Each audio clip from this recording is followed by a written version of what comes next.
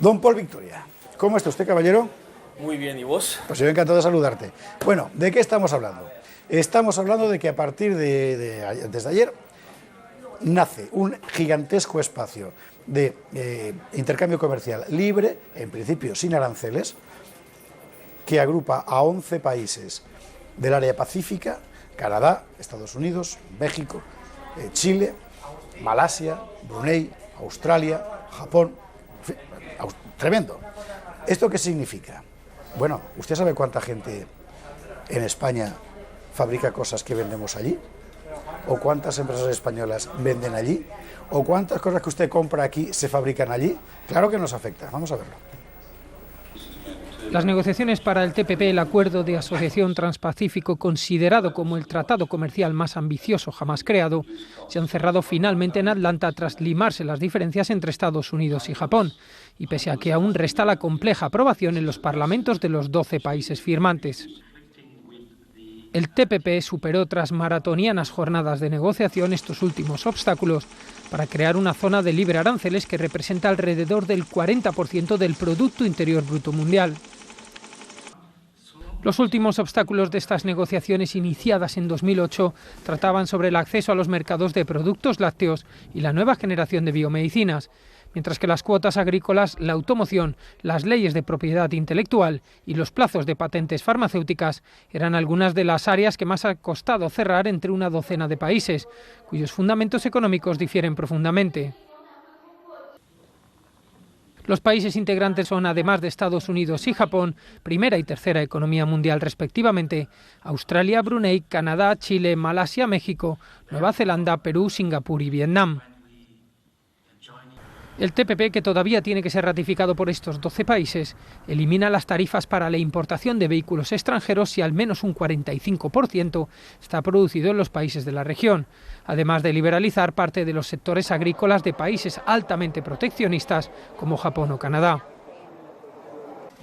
El acuerdo es visto como un contrapeso ante el dominio económico de China en la región del Pacífico. China, que fue invitada a ser parte integral del acuerdo, lo rechazó por las restricciones en sectores como el financiero. Está Paul Victoria, que en economía es un liberal. No, señor, estaba mirando libertario, que es distinto. Que casi peor. Estaba mirando con recelo todo este asunto, que por cierto hay que poner en relación, yo se lo digo a Econ, que Europa está negociando con los Estados Unidos desde hace meses un acuerdo muy similar, más avanzado incluso, que Estados Unidos con México ya tiene un acuerdo del mismo tipo, el NAFTA, y además con Colombia, si no me equivoco, aún está negociando el mismo acuerdo, porque no se ha firmado aún, ¿no? Un TLC. No, sí, ya hay una parte que ya se está aplicando y más que queda por aplicarse. ¿Esto qué significa? Bueno, es el mercado global de verdad. A ver, desde el punto de vista de un señor que es economista, libertario, como dice él, que dices libertario y suena Loles León, pero bueno, esto es otra historia. No liberal, sino libertario. Es decir, partidario del libre comercio a machamartillo, que no es mi caso, es el suyo. Colombiano, es decir, que formado en Estados Unidos, que tiene una dimensión muy adecuada, una perspectiva que no es la de un español de un pueblo de la sierra, como es mi caso. Y formado también, ¿no?, en España. España deformado, más bien. Pues, ¿cómo lo ves? A ver, es que hay muchos puntos de vista desde los cuales analizar todo esto, porque es que la realidad es mucho más compleja de simplemente una conversación de cafetería. Bueno, ya, claro. Y entonces hay muchos puntos de vista y no es tan sencillo como parece. Pero, es decir, este pacto tiene por ejemplo, primero un punto de vista desde el señor Obama, quiere dejar un legado, quiere ser recordado por este paso. Tiene un punto de vista electoral también, que es dejar un terreno preparado para que los demócratas puedan seguir ganando las elecciones después, dentro de poco.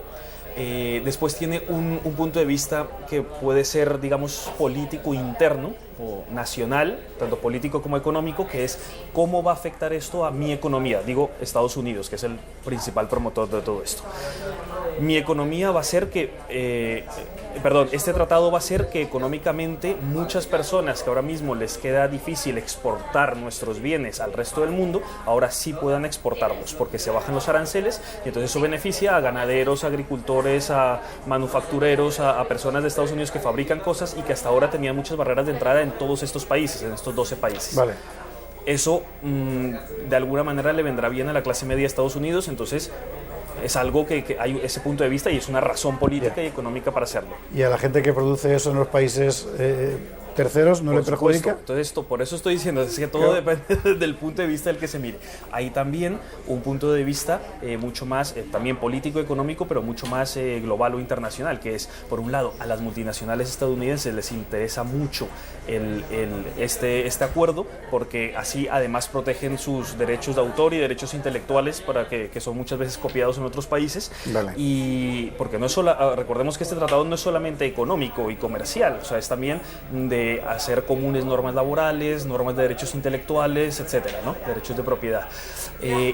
Pero también, aparte de que beneficia a las grandes multinacionales estadounidenses, también es un tema político, es decir, China está cogiendo mucha fuerza o la ha venido cogiendo en las últimas décadas y de esa manera Estados Unidos hace que esté dentro de su órbita y rodeado. Claro, lo que te iba a decir, le seca el terreno, ¿no? Totalmente, porque si tenemos a Malasia, tenemos a Japón, tenemos a Vietnam, a Brunei, a Vietnam, es verdad, se me había olvidado Vietnam. ¿Quién los ha visto incluso, y quién los ve? Sí. Si Ho Chi Minh levantara la cabeza. Australia, claro. Nueva Zelanda. Entonces lo que hace es crear un bloque que también le hace frente a China. Entonces hay un objetivo muy importante político. Es decir, dentro de la administración estadounidense hay muchos sectores o muchos puntos de vista que intentan que este tratado salga por razones totalmente distintas, entonces eso confluye. Luego también los opositores, los lobbies, o sea, todo esto es muy, muy complejo.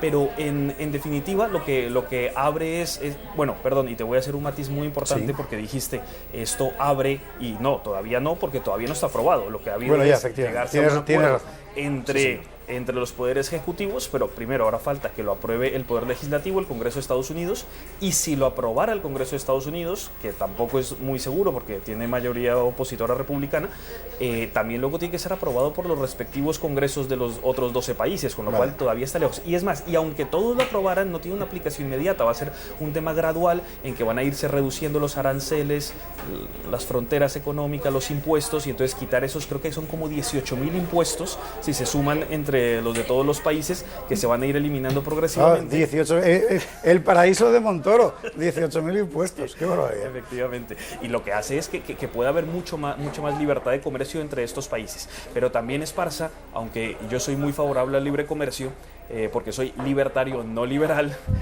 lo que también hay que analizar es que esto tiene otro punto de vista que va mucho más allá de la política interna o externa, de la economía interna o externa, digamos casi metafísico, más trascendental, que es hacia donde tiende el mundo, del nuevo orden mundial y de la progresiva unificación del mundo bajo un solo poder político y económico, y eso sí me parece sumamente peligroso, y estos pasos van encaminados también hacia eso, con lo cual es un tratado que desde cierto punto de vista me parece peligroso, pero desde otro punto de vista también creo que va a favorecer mucho estas economías y va a crear que las personas puedan manejarse mejor y crear prosperidad y riqueza más fácilmente. También hay que tener en cuenta que este tratado que tú has mencionado, que estaba intentando con la Unión Europea, como todavía no se ha producido, por este lado, es decir, es como, bueno, si por aquí no me sale, lo voy a crear por otro lado, y así le hago el contrapeso a China, y además entre todos los 12 países es un 40% de la economía global, del PIB global, o sea, es muchísimo, digamos, lo que hay en juego, ¿no?